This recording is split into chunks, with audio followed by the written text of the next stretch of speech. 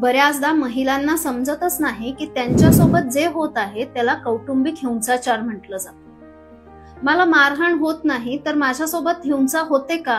कौटुंबिक हिंसाचारामध्ये हिंसेची व्याप्ती खूप मोठी वाढवली आहे। सर्वप्रथम मानसिक त्रास देणे म्हणजे सतत टोमणे मारणे किंवा संशय घेणे किंवा घालून पाडून बोलणे, अगदी अजिबातच न बोलणे याला सुद्धा छळ म्हटलं जातं।